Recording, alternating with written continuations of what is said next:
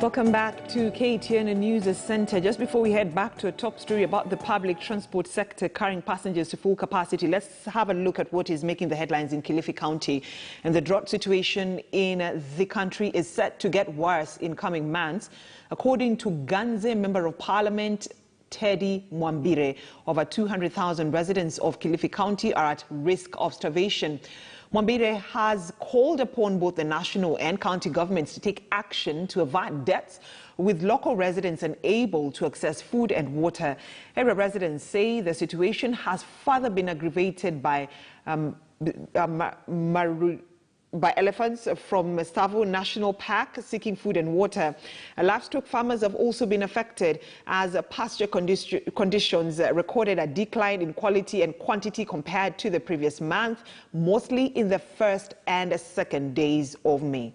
Njaa na maji hakuna, yabidi tuatembea muda mrefu kutafuta maji. Karibu masaa matano uenda kwa maji, ukirudi hapa umechelewa. Watoto wanataka kuenda shule. Chakula hakuna. Sasa tumebaki tu tunahangaika, hatujui tutafanya nini. Na huku kuna shida kweli, si mchezo. Manake chakula ukila asubuhi pengine jioni upate ama ukose ulale. Kwa hivyo saa hii kuna shida. Hii mlima wa ndege kuna shida, maji hakuna, chakula hakuna, kila kitu. Tuseme mvua hakuna. Juzi nilipigiwa simu kule sehemu za Goshi, kuna mama alikuwa ni mgonjwa.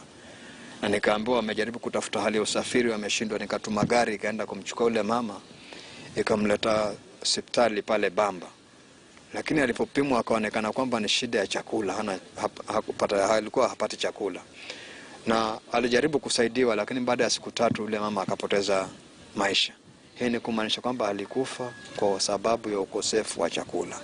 Serikali haitoi hii habari kamili, ama serikali gatuzi na hata sehemu ya hizi mzahanati hawasemi ule ukweli, lakini kuna baadhi ya watu wameanza kuaga kwa sababu ya upungufu wa chakula katika maeneo yetu. Right, so we continue to focus on the